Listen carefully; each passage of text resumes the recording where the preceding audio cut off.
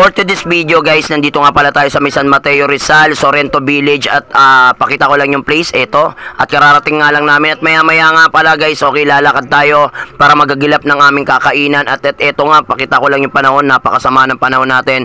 At napansin namin ni Paring Ero itong siomayan, okay, with rice, 35 pesos lang, talagang legendary sa sarap. At marami kayong pwedeng pagpilian, iba-ibang flavor yan guys. At syempre, hindi lang yan, okay, pag may siomay kailangan may sili. At hindi lang sili, meron din tayong fried garlic. Ayan napakaraming garlic. Lagyan natin ng kalamansi, syempre. At syempre, okay, hindi pa dyan nagtatapos, lagyan natin ng konting toyo. At syempre, mag-a-add tayo ng konting sili. Gusto ko kasi mas maangang. Tara guys, let's eat. At syempre guys, pagkatapos nga pala namin kumain, naglakad lang kami papunta dun sa may dulo na yan. Dyan kami mag-i-event. So para medyo bumaba yung aming kinain. At ito, maya maya nga lang, binigyan na naman kami ng pagkain. Diyos ko po, kain again na naman. At ito nga guys, okay, pakita ko lang yung mga pagkain na nakahanda rito sa table. Okay, ito yung prices. Okay, ito yung mga pagkain na hinanda at para dun sa mga bisita ni Kaina. Ito yung mga candy para sa mga kids natin. At syempre nga pala guys, tapos na nga pala kami magpalaro dyan. Hindi ko lang kunan yung aming games. So ayan, eating time muna tayo. Una munang binigyan ng pagkain yung mga bata.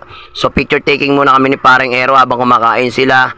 Okay, at ito na nga yung mga adult. Okay, patuloy silang kumukuha ng mga foods nila. At pagkatapos nga pala nila kumain, eto guys, kumakaway-kaway pa si ate. Shoutout down.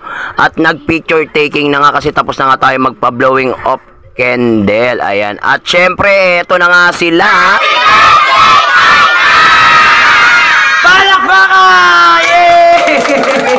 Alright. Tumako na nga pala tayo sa pabitin. Ayan, especially yung una kukuha yung ating may birthday celebrant. At pagkatapos nyan guys, bago natin paagaw, eto na, ready. And 1, 2, 3, go!